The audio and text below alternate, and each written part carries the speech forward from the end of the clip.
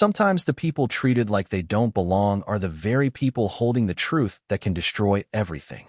The courtroom in downtown Richmond was so quiet that morning you could hear the hum of the fluorescent lights above the jury box and the soft tapping of polished dress shoes against marble floors. Cold air drifted from the ceiling vents, carrying the stale scent of old paper, burned coffee, and tension that had lived inside those walls for decades. Everyone inside Department Courtroom 4 looked exhausted. Lawyers shuffled through thick folders without making eye contact. Reporters sat near the back row waiting for another forgettable hearing to fill tomorrow's local headlines. Officers leaned against the walls with crossed arms and bored expressions like they had seen every kind of human failure imaginable. And standing near the center aisle, holding a slim black leather folder against her chest, was Naomi Carter. She stood calmly, shoulders straight, dark curls pulled neatly behind her head, wearing a charcoal gray suit that looked elegant without trying too hard. There was nothing loud about her, nothing dramatic, but somehow her silence seemed to irritate Officer Ryan Brooks the second he noticed her. Ryan had spent nearly 15 years inside courthouses like this one, tall, broad-shouldered, and proud of the badge clipped tightly against his uniform. He carried himself like a man who believed authority belonged to people like him and nobody else. The moment his eyes landed on Naomi, his expression hardened. He watched her for several seconds before stepping forward, his boots striking sharply across the floor. "Hey," he snapped loudly enough for half the room to turn around. "You can't stand there." Naomi slowly looked up from the folder in her hands. Calm, unbothered. "I'm exactly where I'm supposed to be," she replied quietly. A few officers nearby exchanged amused looks. Ryan let out a dry laugh. "No, you're not." He gestured toward the back of the courtroom. "Family seating is over there." Naomi didn't move. For a moment, the entire room seemed to pause around them. The judge hadn't entered yet. The bailiff pretended not to notice. Somewhere near the jury box, someone whispered under their breath. Ryan stepped closer now, lowering his voice just enough to sound threatening. "Don't make this difficult." Naomi's eyes never left his. "I'm not the one making it difficult, officer." That answer hit something inside him. The smugness disappeared from his face, replaced by irritation sharp enough to make his jaw tighten. He reached for her arm. "I said move." The push came suddenly. Not brutal, not enough to injure her, but enough to send her stumbling backward into the wooden witness chair beside the aisle. Gasps rippled quietly through the courtroom. Naomi's leather folder slipped from her hand. A silver USB drive slid across the polished floor and stopped near Ryan's shoe. For 1 second, nobody moved. Naomi looked down at the USB, then slowly back up at the officer standing over her. And then something unexpected happened. She smiled. Not out of fear, not embarrassment. A calm, chilling smile that didn't belong to someone who had just been humiliated in public. Ryan frowned immediately. "What's funny?" he demanded. Naomi stood carefully, smoothing the sleeve of her jacket before answering. Her voice stayed soft, controlled. "That push," she said quietly, "just destroyed your career." The room fell completely silent. The silence inside courtroom 4 stretched so long after Naomi spoke that even the reporters in the back stopped typing. Officer Ryan Brooks stared at her as if he could not decide whether she was bluffing or simply out of her mind. The silver USB drive remained near his shoe, reflecting the harsh ceiling lights like a tiny warning nobody fully understood yet. Then Ryan smirked. Slow, condescending. The kind of smile that came from years of believing consequences only happened to other people. "You think you are important?" he asked loudly. A few officers near the wall chuckled under their breath. Naomi bent calmly, picked up the USB drive, and slid it back into her folder without rushing. Her movements were controlled, almost elegant, and somehow that composure irritated Ryan more than shouting ever could have.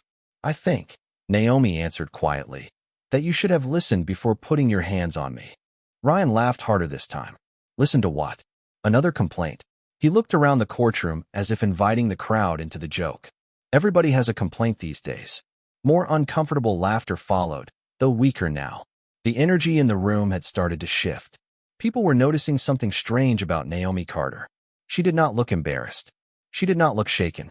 If anything, she looked patient, like someone waiting for a clock to strike a specific hour. Near the front row, a young court clerk named Emily Foster glanced nervously between Naomi and Ryan. Emily had worked in the courthouse for almost 2 years, long enough to recognize the normal rhythm of power inside those walls. Defendants looked nervous. Witnesses looked overwhelmed. Innocent people often looked terrified. But Naomi looked none of those things. She looked observant, focused.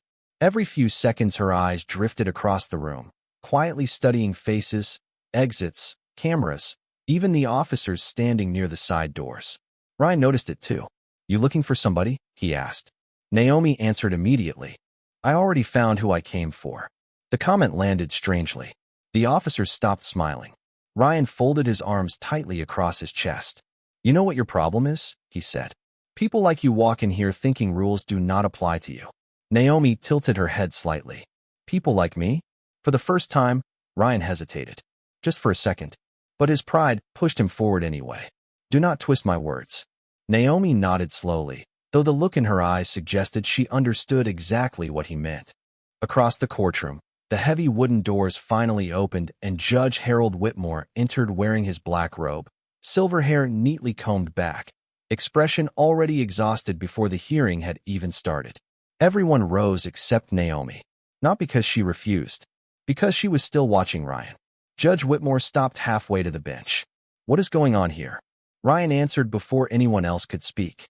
"Minor disruption, Your Honor. We are handling it." The judge glanced briefly toward Naomi, then toward the officers beside the wall. His expression tightened with annoyance, not concern. "Then handle it quickly," he muttered before taking his seat. Naomi finally looked away from Ryan and toward the bench. "Interesting," she said softly. "Very interesting." Ryan shook his head. "You really do not know when to stop talking."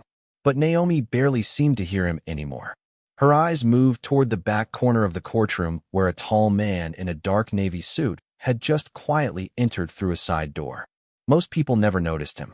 Naomi did. And when their eyes met across the room, the man gave the smallest possible nod. Suddenly, Naomi smiled again. This time, Ryan stopped smiling completely. Rain began tapping softly against the courthouse windows as the hearing finally moved forward, but the tension inside courtroom only grew heavier with every passing second. Judge Harold Whitmore adjusted the papers on his bench with visible irritation while attorneys hurried to organize files at their tables. The fluorescent lights overhead cast pale reflections across the polished wood, making the entire room feel colder than before. Yet despite the movement around her, Naomi Carter remained perfectly still near the witness stand. One hand resting lightly against the black leather folder she never seemed willing to let out of her sight. Officer Ryan Brooks could not stop watching her. Something about the woman unsettled him now in a way he could not explain. It was not fear. At least he told himself it was not fear. It was the way she carried herself after being publicly embarrassed. Most people either became angry or defensive. Naomi had become calmer. And somehow that calmness was spreading discomfort through the room like smoke. Judge Whitmore cleared his throat loudly.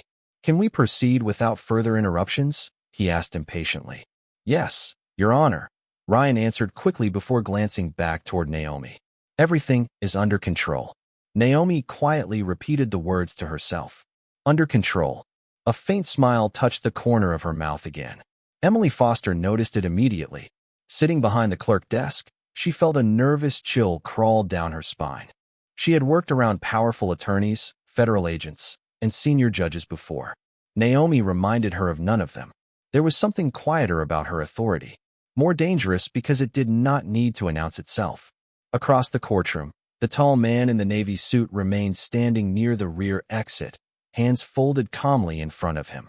He never spoke, never interrupted, but every few moments his eyes drifted toward Naomi as though silently waiting for instructions. Ryan finally stepped closer to Naomi again, lowering his voice enough so only she could hear. "I do not know who you think you are," he muttered, "but you are making a mistake." Naomi slowly turned toward him. "No, Officer Brooks," she answered softly. "You made the mistake the second you assumed you already knew who I was." Ryan clenched his jaw. Before he could answer, Judge Whitmore slammed his gavel lightly against the bench. "Officer Brooks," the judge snapped. "Take your position and stop wasting the court's time." Ryan backed away reluctantly, though his eyes never fully left Naomi. The hearing began, but something felt wrong from the start. A young black defendant named Terrence Hill sat quietly beside his public defender while prosecutors described him as aggressive, dangerous, and resistant during a routine traffic stop weeks earlier. Naomi listened carefully without interrupting, though every few seconds she wrote small notes inside a thin notebook hidden beneath her folder. Emily noticed that too. Naomi was not reacting emotionally to the testimony. She was documenting it. Every word, every expression, every contradiction.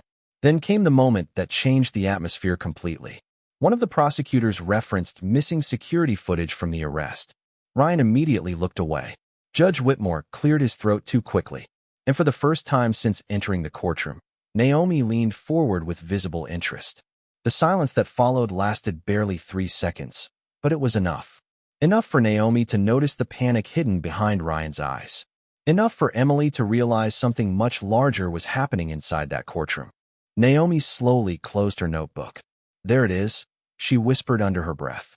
Ryan heard her. "What did you say?" Naomi looked directly at him. "Calm, focused, certain." "Thank you," she said quietly. "That was the last piece I needed."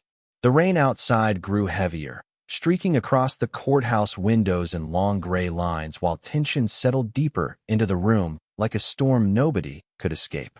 Inside courtroom 4, the air felt different now. Colder, sharper. The casual confidence that had filled the courtroom earlier was beginning to crack, even if nobody wanted to admit it out loud. Officer Ryan Brooks stood near the side railing pretending to focus on the hearing, but his attention kept drifting back toward Naomi Carter. She had stopped taking notes several minutes earlier. Instead, she simply watched, calm eyes moving from the prosecutor to the judge, from the judge to the officers lining the walls, as though she already knew how every conversation inside that courtroom would end. Terrence Hill's attorney rose slowly from the defense table and adjusted his glasses with tired hands. "Your Honor," he began carefully, "the defense is once again requesting access to the missing patrol footage connected to Officer Brooks's arrest report." Judge Harold Whitmore barely looked up. "Denied," he answered immediately. Too quickly. The prosecutor nodded with obvious relief. Ryan folded his arms again, but Naomi noticed something the others missed. The judge's fingers trembled slightly against the wooden bench after giving the ruling. Just for a moment. Small, almost invisible, yet enough to reveal fear beneath all that authority. Naomi lowered her eyes briefly, hiding another faint smile. Emily Foster noticed it again from the clerk desk. At this point, she could barely concentrate on her own paperwork anymore. Every instinct inside her said something larger was unfolding right in front of them. She quietly glanced toward the man in the navy suit, standing near the rear door. He still had not moved, still had not spoken. But now Emily noticed a small earpiece tucked discreetly behind his right ear. Her stomach tightened immediately. "Federal." Ryan suddenly stepped toward the defense table with visible irritation. "This is ridiculous," he muttered loudly. "We are wasting the court's time over footage that does not exist." Naomi finally spoke again, her voice soft enough that people leaned forward just to hear her. "Interesting," she said. Ryan turned sharply toward her. "What is your problem?" Naomi tilted her head slightly. "You just changed your story." Silence. Ryan frowned. "What are you talking about?" Naomi looked directly at him. "First, the footage was unavailable. Now you say it never existed." The courtroom went still again. Even Judge Whitmore stopped moving for a second. Ryan opened his mouth, but no answer came immediately. Naomi continued calmly. "People usually panic when they forget which lie they told first." A nervous murmur spread across the gallery seats. Ryan's face darkened with anger now, but beneath the anger something else had started creeping in. Uncertainty. For the first time since this confrontation began, he no longer looked like the man controlling the room. He looked like someone slowly realizing he had stepped into something much bigger than himself. Judge Whitmore slammed his gavel harder this time. "Enough," he snapped. "One more interruption, and I will have this courtroom cleared." Naomi nodded politely. "Of course, Your Honor." But her eyes never left the judge when she said it. And somehow that politeness felt more threatening than shouting would have. Across the room, Emily noticed sweat forming along the judge's temple despite the cold air blasting through the vents overhead. Then the courthouse clock mounted high against the back wall struck 11 o'clock. The sound echoed through the courtroom in slow metallic chimes. Naomi glanced briefly toward the tall man near the exit. He checked his watch once, then gave another almost invisible nod. Naomi exhaled softly and closed her folder completely. Right on time, she whispered. Ryan heard her again. What does that mean? Naomi looked at him with calm certainty in her eyes. It means, she answered quietly, that your window to tell the truth just closed. The sound of thunder rolled faintly across downtown Richmond as the courtroom lights flickered once overhead before settling again into their cold white glow. Nobody inside courtroom forespoke for several long seconds after Naomi Carter's final words. Even the reporters in the back row seemed unsure whether to keep writing or simply watch what was happening unfold in front of them. Officer Ryan Brooks stood rigid near the railing, jaw tight, one hand resting against his duty belt while his mind raced beneath the surface. Something was wrong, deeply wrong. He could feel it now. The confidence that had carried him through years of complaints, internal reviews, and courtroom testimonies was beginning to slip. Naomi saw it happening in real time. Fear always revealed itself in small ways first. A shifting posture, a dry swallow, eyes checking exits too often. She had spent years studying people like Ryan Brooks. Men who confused authority with immunity. Men who believed respect could be forced out of people through intimidation and public humiliation. And men who always underestimated quiet women until it was too late. Judge Harold Whitmore adjusted his robe impatiently and looked toward the prosecutor. Continue, he ordered sharply, trying to force normalcy back into the room. The prosecutor cleared his throat and resumed reading from the case file against Terrence Hill, but his voice sounded weaker now. Distracted, because everyone could feel it. The courtroom no longer belonged to the judge, or the officers, or even the attorneys. Somehow Naomi Carter had taken control of the entire room without ever raising her voice. Emily Foster lowered her eyes toward the clerk monitor in front of her, pretending to work while quietly studying Naomi from the corner of her vision. Then she noticed something unusual resting near the edge of Naomi's folder. A silver credential badge partially hidden beneath legal papers. Emily could not see the full seal clearly, but she recognized enough to feel her stomach drop. Federal oversight. High level. Her breathing slowed immediately. Oh my God. Across the room, Ryan suddenly pointed toward Naomi with visible frustration. Who are you really? He demanded. Naomi looked at him calmly. You never asked that question before you touched me. Ryan took one step forward. Answer me.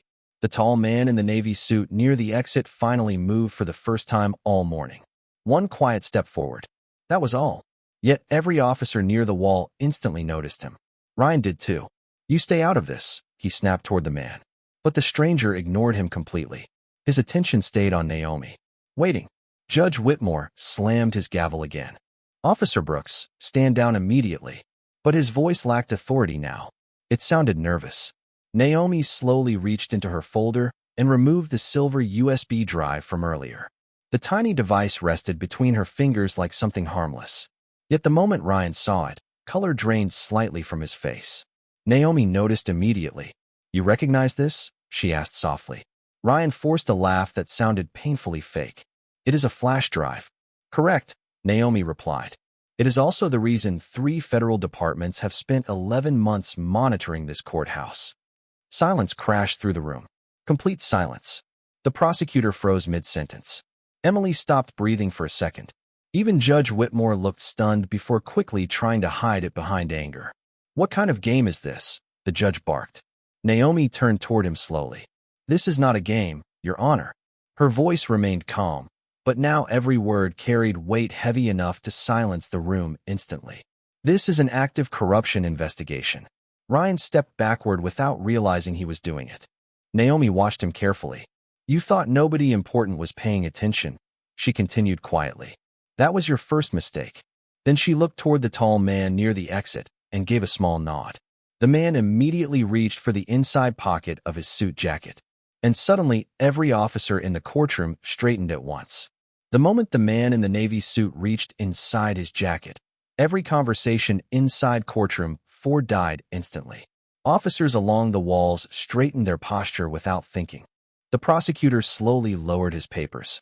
Even Judge Harold Whitmore stopped pretending to shuffle documents on his bench. The man calmly removed a leather credential wallet and opened it with practiced precision. A gold federal seal reflected beneath the fluorescent lights. Special Agent Daniel Reeves, he announced clearly. Federal Oversight Division. The room froze.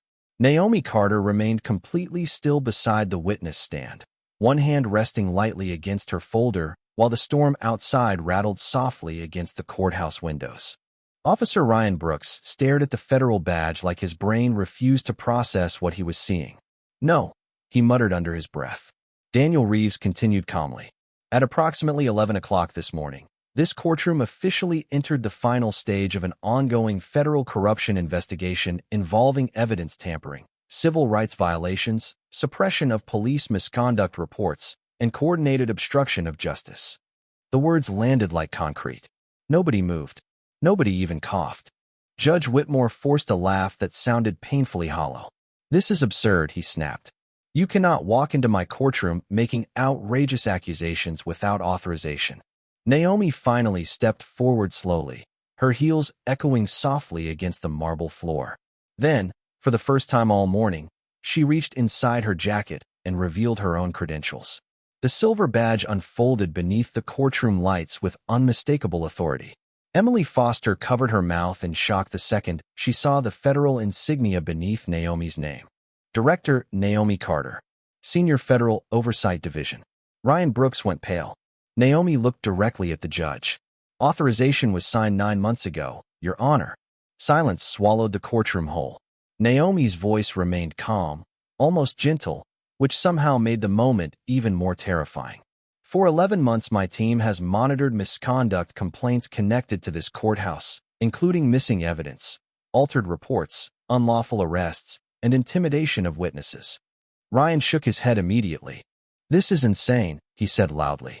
"You set me up." Naomi turned toward him slowly. "No, Officer Brooks," she replied. "You exposed yourself." The words hit harder than shouting ever could have. Ryan opened his mouth to argue again, but nothing came out. Because deep down he knew she was right. Nobody forced him to shove her. Nobody forced him to mock her. Nobody forced him to lie in court minutes earlier about missing evidence. He had done all of it willingly because he believed nobody important was watching.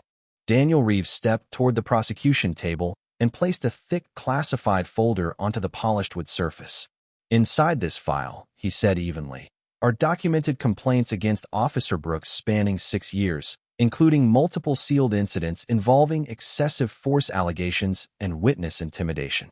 A nervous murmur spread across the gallery seats. Naomi watched Ryan carefully while continuing to speak. Every complaint disappeared before reaching formal review. Her eyes shifted slowly toward Judge Whitmore. And every dismissal passed through the same courtroom. Judge Whitmore's face tightened instantly. "You are making dangerous accusations." Naomi nodded once. "That is why we collected evidence before making them." Then she lifted the silver USB drive slightly between her fingers. "Including recovered security footage your office claimed did not exist." The prosecutor suddenly sank lower into his chair. Ryan looked genuinely frightened now. Not angry anymore. Frightened. Emily Foster felt chills crawl through her entire body as realization spread across the room. This was never random. Naomi Carter had not walked into that courthouse by accident. Every second from the moment Ryan pushed her had become part of the investigation. Every word had been recorded. Every reaction observed. Naomi slowly looked around the courtroom at the officers, attorneys, reporters, and spectators staring back at her in stunned silence. "People always reveal themselves when they think power protects them," she said quietly. "That is why we waited." Then Daniel Reeves reached into the classified folder and removed several sealed warrants. The sealed warrants in Daniel Reeves's hands seemed to drain the remaining air from courtroom 4. Nobody spoke. Nobody moved. The storm outside continued rumbling over Richmond, but inside the courthouse the silence felt heavier than thunder. Officer Ryan Brooks stared at the stack of federal documents as though they might disappear if he looked away long enough. His confidence was gone now. Completely gone. Naomi Carter noticed every detail. The tension in his jaw. The sweat collecting near his temple. The way his shoulders no longer carried authority but panic. Across the room, reporters who had spent the morning half asleep suddenly scrambled for phones and notebooks. One camera operator near the back quietly raised his lens again. Emily Foster sat frozen behind the clerk desk, barely able to process what she was witnessing. For years, she had watched officers walk through that courtroom like untouchable kings. Now those same officers looked uncertain for the first time. Daniel Reeves calmly handed one of the warrants to another federal agent who had quietly entered through the side doors moments earlier. Nobody even noticed the additional agents arrive until they were already positioned throughout the courtroom. Professional, silent, controlled.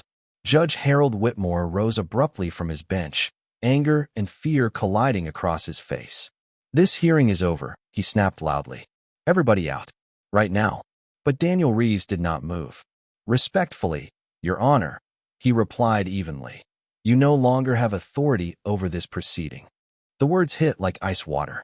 Judge Whitmore's expression collapsed for half a second before he tried forcing authority back into his voice. "You cannot do this in my courtroom."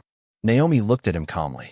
"It stopped being your courtroom the moment federal obstruction entered the investigation." Ryan suddenly pointed toward Naomi with trembling frustration. "You planned this from the start." Naomi nodded once. "Yes." Her honesty stunned him more than denial would have. "For 11 months. Ryan stared at her in disbelief. Naomi continued quietly, her voice carrying through the stunned silence around them. "We reviewed missing evidence reports tied to minority defendants. We traced sealed complaints that disappeared without review. We interviewed witnesses who were threatened after speaking against officers connected to this courthouse." Her eyes locked onto Ryan's. "And every trail eventually led back here." Terrence Hill sat motionless at the defense table, barely breathing as the truth unfolded around him. The young man who had entered the courtroom expecting another unfair hearing now watched the entire system begin turning against itself. Naomi stepped slowly toward the center aisle. "Do you know what exposed you first?" she asked Ryan softly. He said nothing. It was not the reports. It was not the footage. It was the pattern. Ryan swallowed hard. Naomi's voice remained calm, almost sympathetic now. "You only treated certain people like suspects, certain people like threats, certain people like they did not belong in spaces you thought belonged to you." Nobody in the courtroom could look away from her now. "That mindset," Naomi continued, "made you predictable." Ryan looked down at the floor for the first time all morning. Daniel Reeves opened the classified folder again and removed several photographs along with printed transcripts. "Recovered courthouse security footage," he announced, "including evidence of unlawful evidence suppression and intimidation connected to multiple cases under review." A low murmur spread through the courtroom gallery. Naomi turned toward the reporters near the back row. "Every document in this investigation has already been duplicated and transferred outside this courthouse." Judge Whitmore's face went pale immediately. He understood exactly what that meant. Nothing could be buried anymore. Nothing could quietly disappear into sealed archives or broken camera systems. The truth was already outside the building. Ryan finally looked back at Naomi, but there was no anger left in his eyes now, only disbelief. "Who are you?" he asked quietly. Naomi held his stare for several seconds before answering. "I am the person your system never expected to survive long enough to investigate it." Then Daniel Reeves stepped forward with the first warrant in his hand. The rain hammered harder against the courthouse windows as Daniel Reeves unfolded the first federal warrant and stepped toward Officer Ryan Brooks. Every sound inside courtroom suddenly felt amplified. The rustle of paper, the quiet hum of fluorescent lights, the faint shaking breath of people realizing they were watching power collapse in real time. Ryan stood frozen near the railing, staring at the warrant in Daniel's hand like it belonged to somebody else. "Officer Ryan Brooks," Daniel said firmly, "you are being formally suspended pending federal investigation into evidence suppression, civil rights violations, and obstruction of justice." Ryan shook his head immediately. "No," he muttered. "No, this is political. This is a setup." But even he no longer sounded convinced. Naomi Carter watched him carefully from several feet away. Her expression never changed. No anger, no satisfaction, just disappointment. That was somehow worse. Across the courtroom, reporters had fully abandoned any attempt to stay quiet now.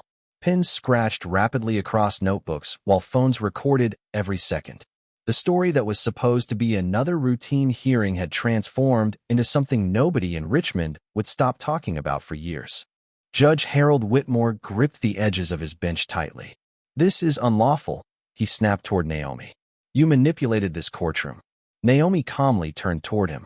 No, Your Honor. We observed this courtroom. Daniel handed another warrant to a second federal agent. Judge Harold Whitmore, he announced clearly. You are ordered to surrender all active judicial authority pending federal review into misconduct allegations and coordinated suppression of evidence. The entire room erupted into stunned whispers. Emily Foster felt tears burning behind her eyes as she looked around the courtroom. For the first time since working there, she was seeing powerful people face consequences instead of hiding behind procedure and silence. Ryan suddenly looked toward Naomi again, desperation replacing arrogance completely now. You let this happen, he said quietly. Naomi answered without hesitation. No, you did. Ryan stared at her helplessly. I did my job. Naomi slowly stepped closer, her voice calm enough to force everyone else into silence again. Your job was to protect the law, she said. But somewhere along the way, you started protecting your power instead. Ryan looked away immediately because deep down he knew she was right. The courtroom doors opened again and several additional federal investigators entered carrying evidence cases and document boxes. One agent quietly connected Naomi's silver USB drive to a courthouse monitor near the prosecution table. Within seconds, security footage filled the large courtroom screen. The room watched in silence as clips began playing one after another. Missing evidence reports, altered timestamps, witness interviews cut short, officers laughing after unlawful arrests, complaints marked resolved before investigations even started. Then came footage from earlier that morning. Ryan shoving Naomi beside the witness chair while officers nearby smirked instead of intervening. The silence inside the courtroom became unbearable. Ryan lowered his head the second he saw himself on screen. Naomi never looked at the footage. She looked at the people watching it. Because this moment was bigger than one officer, bigger than one courtroom. It was about what happened when systems stopped seeing certain people as fully human. Terrence Hill sat motionless beside his attorney, eyes locked on the screen as years of fear and frustration suddenly made terrible sense. Emily noticed other officers in the courtroom refusing to look at one another now. Shame had finally entered the room. Naomi slowly walked toward the center aisle again. This investigation was never about destroying law enforcement, she said quietly. It was about exposing what happens when accountability disappears. Nobody interrupted her. Nobody dared. Justice cannot survive inside a system where some people are automatically believed and others are automatically suspected. The rain outside softened slightly as Naomi looked toward Ryan one final time. His badge still hung against his uniform, but it no longer looked powerful. It looked heavy, like something he suddenly realized he had never deserved to wear. By late afternoon, the storm above Richmond had finally begun to pass, leaving long streaks of rainwater sliding down the courthouse windows, while flashing media lights filled the street outside. Inside Courtroom 4, the atmosphere no longer felt tense. It felt exposed, like the walls themselves had finally stopped protecting the secrets buried inside them for years. Federal agents moved carefully through the room collecting evidence boxes, sealed documents, courthouse hard drives, and surveillance records while reporters whispered urgently into phones trying to keep up with the scale of what had just unfolded. Officer Ryan Brooks remained standing near the side railing in stunned silence. His badge had been removed. The same badge he once carried with arrogance now sat sealed inside a transparent evidence bag on the prosecution table. Ryan kept staring at it as though losing that small piece of metal had somehow stripped away the identity he spent his whole life building. Naomi Carter watched him quietly from across the room. For the first time all day, she looked tired. Not weak, not defeated, just exhausted in the way people become after carrying truth through rooms determined not to hear it. Emily Foster slowly approached Naomi while agents continued working around them. "Director Carter," she said softly, almost unsure whether she was allowed to speak. Naomi turned toward her immediately, calm as always. Emily hesitated before continuing. "I just wanted to say, I did not know." Naomi gave a faint, understanding smile. "That was the point." Emily lowered her eyes. "I think deep down some of us knew something was wrong. We just stopped believing anything would ever change." Naomi looked around the courtroom one last time. The judge's empty bench, the scattered case files, the officers avoiding eye contact with one another.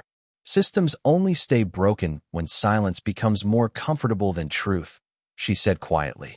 Nearby, Terrence Hill stood beside his attorney preparing to leave the courtroom after federal officials officially suspended the charges against him pending full review of the investigation. Before walking out, Terrence paused near Naomi. His voice shook slightly. "Thank you," he said. Naomi looked at the young man carefully. "You should never have needed someone like me just to be treated fairly." Terrence nodded slowly, emotion filling his eyes before he quietly walked away. Across the room, Ryan finally spoke again, though his voice sounded smaller now. "I never thought it would end like this." Naomi turned toward him. "That is because you never thought accountability applied to you." Ryan swallowed hard and looked down at the floor.